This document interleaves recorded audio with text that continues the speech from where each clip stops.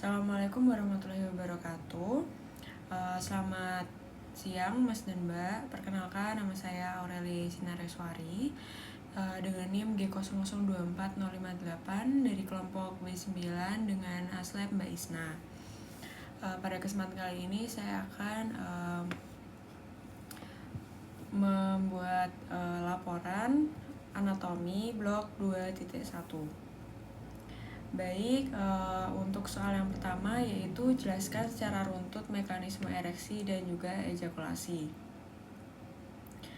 Jadi untuk ereksi dan juga ejakulasi, yang pertama terlebih dahulu yaitu mengenai mekanisme ereksi. Jadi ereksi itu dia termasuk ke dalam parasimpatis, sedangkan ejakulasi itu dia masuk ke yang simpatis.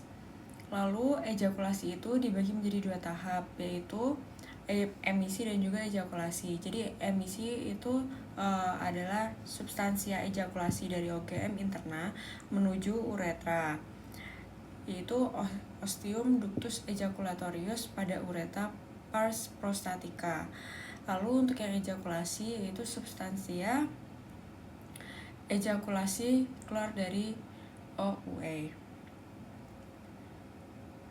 Selanjutnya adalah mekanisme dari ereksi. Jadi mekanisme dari ereksi penis itu terkait dengan sistem saraf parasimpatis, di mana rangsang atau stimulus seksual itu akan diproses pada jaras supraspinal di area preoptik medial dan nukleus paraventricularis di hipotalamus dan hipokampus yang merupakan pusat integrasi fungsi seksual dan ereksi. Impuls dari SSP atau hipotalamus dan hipokampus itu nanti dibawa ke efektor melalui serabut parasimpatis segmen sakral 2-4 NILCLMS S2 sampai S4, sedangkan inhibisi ereksi dibawa oleh serabut saraf simpatis segmen lumbal 1-3 NILCLMS L1 sampai L3. Jadi ereksi oleh serabut parasimpatis itu LILCLMS S2 sampai S4. Selanjutnya jadi reseptor aferen, jadi kayak yang nervus dorsalis penis menuju sentrum, yaitu NILCLMS segmen sacralis 2 sampai 4. Aferen oleh nervi erigentes yang merupakan serabut parasimpatis. Jadi nanti bisa memberi efek berupa relaksasi otot polos, corpus cavernosus penis, dilatasi arteri heliken dalam corpus cavernosum sehingga darah masuk mengisi cavernae, sehingga tunika albugineat itu nanti akan teregang sehingga vena-vena yang menembus tunika terjepit. Nah, dengan cara ini aliran keluar dari jaringan erektil itu nanti dihambat sehingga tekanan interna meningkat dan tetap dipertahankan dalam keadaan demikian. Dengan demikian juga panjang dan diameter penis itu bertambah besar dan disebut berada dalam posisi ereksi. Lalu selanjutnya adalah mekanisme dari ejakulasi. Jadi mekanisme ejakulasi itu terdiri dari dua proses, yaitu emisi dan juga ejakulasi, seperti yang saya katakan di awal tadi. Nah, emisi itu transmisi cairan semen ke dalam uretra, sedangkan ejakulasi itu keluarnya cairan semen dari ostium uretra externum.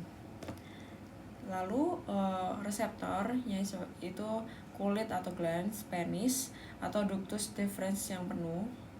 Itu nanti aferen oleh nervus pudendus centrum akan membawa rangsang menuju NILCLMS segmen lumbalis 1-3 efektor.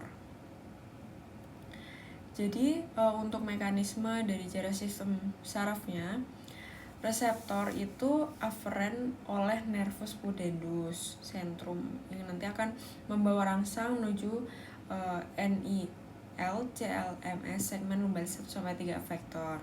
Nah, pada saat proses emisi, dinding ductus deferens itu berkontraksi. Otot-otot kelenjar vesikalis dan bulba uretralis itu berkontraksi. Sphincter vesica urinaria berkontraksi. Jadi nanti proses ejakulasi itu menyebabkan kontraksi arteri helicans sehingga bisa mengalirkan darah ke venula, dan ditambah kontraksi musculus bulbus spongiosum dan musculus ischiocavernosus sehingga dorongan mekanis untuk mengeluarkan semen dari uretra. Baik, selanjutnya sekarang saya akan menjelaskan mengenai soal yang kedua, yaitu jelaskan secara runtut anatomi dari organa genitalia feminina eksterna. Baik, jadi untuk strukturnya sendiri itu terdiri dari mons pubis, klitoris, labia majora itu termasuk atau commissura labiorum anterior et posterior. Lalu ada labia minora, vestibulum, dan juga glandula vestibularis mayor. Jadi dari struktur tersebut saya akan sedikit menjabarkan. Untuk mons pubisnya itu, jadi dia itu merupakan area kulit menonjol menutupi simfisis osis pubis yang nanti ditutupi oleh pubes atau rambut pubis. Lalu ada klitoris, dimana klitoris itu organ erektil yang homolog dengan glans penis pria. Lalu ada labia mayor, dimana labia mayor itu pelipatan kulit yang menonjol yang membentang ke arah caudodorsal dari mons pubis, jadi nanti homolog dengan skrotum pria. Ke arah anterior dan posterior labia mayor dexter et sinister itu nanti akan saling bertemu membentuk commissura labiorum anterior et posterior. Lalu untuk labia minor itu pelipatan yang tidak mengandung lemak dan kulit yang tidak berambut. Letaknya itu di antara kedua labia mayor. Labia minor itu membatasi bagian lateral dari OW dan orificum vagina. Pada wanita yang sudah pubertas, akhiran posterior dari labia minor dextra et sinistra nanti akan berhubungan membentuk frenulum labiorum pudendi atau faucet. Ke arah anterior, setiap labia minor itu terbagi menjadi dua, yaitu lapisan atas dan juga lapisan bawah. Lapisan atas nanti berjalan di atas klitoris, membentuk pelipatan yang saling bertemu, membentuk tutup dari glans klitoridis, disebut dengan preputium klitoridis. Lalu untuk lapisan bawah, itu berjalan di bawah klitoris dan saling bertemu membentuk frenulum klitoridis. Selanjutnya ada vestibulum, di mana vestibulum itu adalah ruang yang mengelilingi labium minus yang menjadi muara ostium uretra, ostium vaginal, dan ductus glandula vestibularis mayor dan juga minor. Lalu ada glandula vestibularis mayor atau glandula Bartholin, di mana glandula ini homolog dengan glandula bulbouretralis pada pria. Jadi setiap glandula itu mempunyai ductus yang akan bermuara tepat di sebelah lateral pada cekungan di antara dua labia minor. Selanjutnya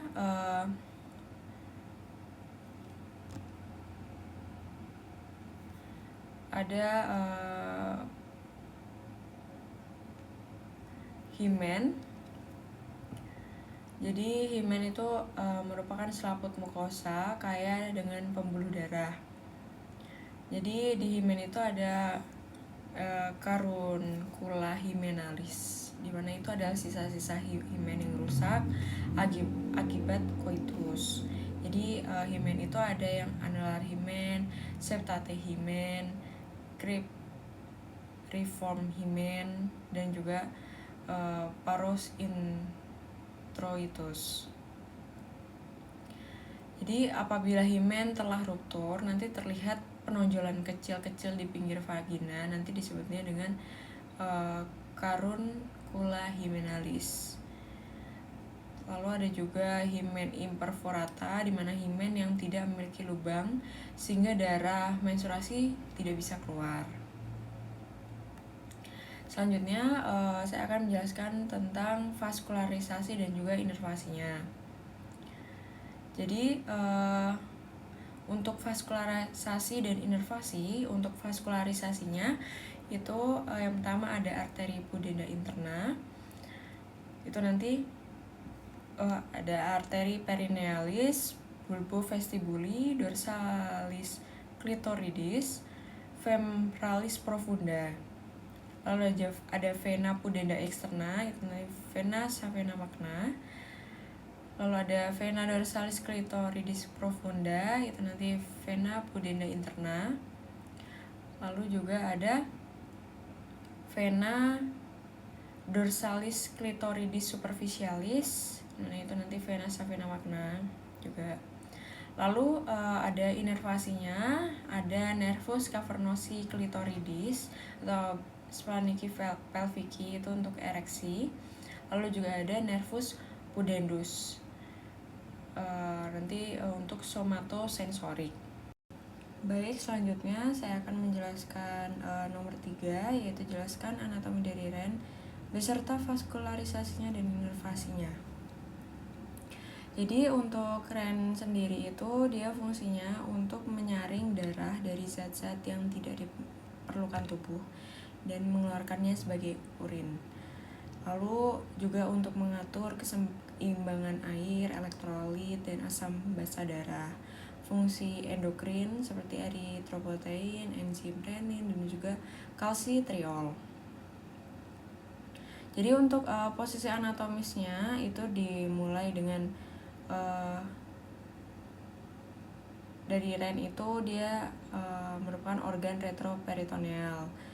Lalu terdapat glandula adrenal di polus superior. Lalu untuk letak skeletopisnya, REN sinister itu setinggi bagian superior VTH 12 sampai inferior VL3. Lalu untuk REN dexter itu lebih rendah setengah vertebrae karena adanya pendesakan lobus hepatis dexter. Lalu selanjutnya untuk lapisan pembungkus dan fiksator dari REN. Jadi untuk lapisan pembungkusnya itu adalah kapsula fibrosa, perirenal fat, pararenal fat, dan juga fascia renalis. Untuk fiksatornya, jadi fiksator itu menyokong dan fiksasi REN agar tetap pada tempatnya. Itu ada fascia renalis, arteria atau vena renalis, lalu ada corpus adiposum. Jadi termasuk pararenal dan juga perirenal fat. Jadi kapsula fibrosa itu nanti pembungkus yang meliputi REN langsung melekat erat pada permukaannya. Kalau perineal fat itu lemak yang meliputi kapsula fibrosa dan pembuluh darah. Kalau fascia renalis itu lapisan membranosa yang terletak di luar perineal fat, REN, dan juga glandula adrenal. Lalu selanjutnya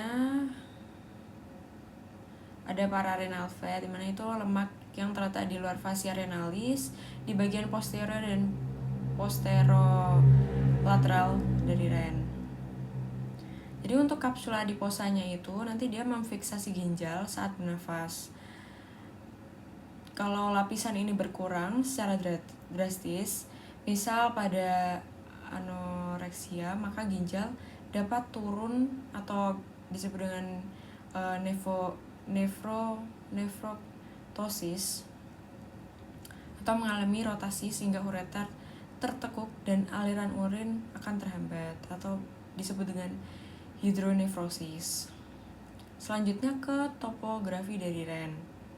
Jadi dimulai dari facies anterior REN dextra itu berhubungan dengan beberapa struktur.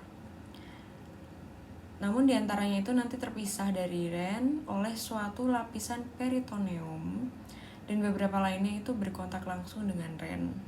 Jadi ada polus superior dan juga polus inferior. Dimana polus superior itu ada glandula suprarenalis, kalau polus inferior itu sisi lateralnya berhadapan dengan flexura coli dexter. Kalau sisi medialnya intestinum tenu intraperitoneal. Lalu ada facies anterior dan sinistra, itu nanti berhubungan dengan beberapa struktur. Contohnya Jadi sebagian kecil polus superior di sisi medial itu tertutup oleh glandula suprarenalis sinistra. Sisi bagian polus superior itu nanti tertutup gaster intraperitoneal dan lien. Kalau bergeser ke inferior, pankreas yang terletak di retroperitoneal itu nanti menutupi bagian tengah ren. Kalau di sisi lateral, separuh bawah ren itu nanti tertutup oleh flexura coli sinistra dan permukaan colon descendens, dan di sisi medial oleh sebagian jejunum yang terletak di intraperitoneals. Lalu di posterior ren dextra dan sinistra itu nanti berhubungan dengan struktur-struktur kalau di superior itu terdapat diafragma, dan di inferior dari arah medial ke lateral terdapat musculus psoas major, musculus quadratus loborum, dan juga musculus transversus abdominis. Selanjutnya untuk struktur interna dan eksterna dari ren. Untuk struktur eksterna itu ada facies anterior posterior, polus superior atau cranialis, lalu ada inferiornya juga. Untuk margonya dibagi menjadi lateral dan juga medial. Jadi untuk struktur internanya itu ada cortex renalis, dimana itu ada columna renalis bertini dan juga arcus corticalis. Lalu ada medulla renalis yang dibagi menjadi ada pyramidalis renalis, papilla renalis, foramina papillaris, calic minor, calic major, pelvis renalis, sinus renalis. Lalu selanjutnya ada vaskularisasi dari ren. Jadi vasa arteriosa yang menuju ren itu adalah arteri renalis aorta abdominalis, lalu arteri renalis dextra et sinistra, lalu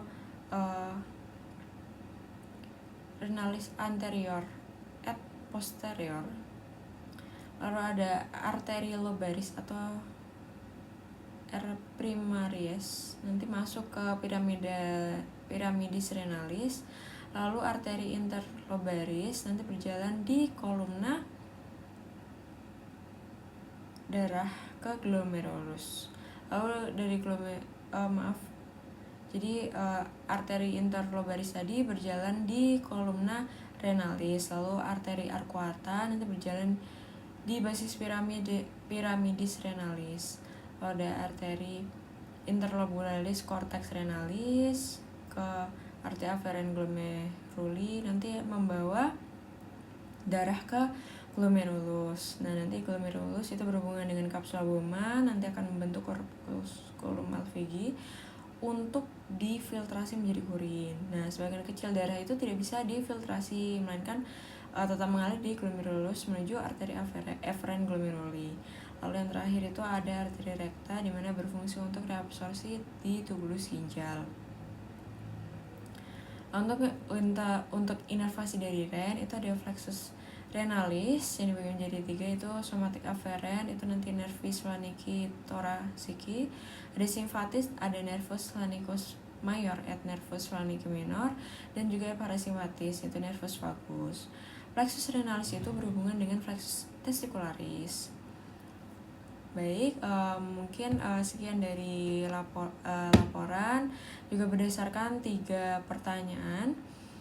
Sekian dari saya, kurang lebihnya mohon maaf. Wassalamualaikum warahmatullahi wabarakatuh.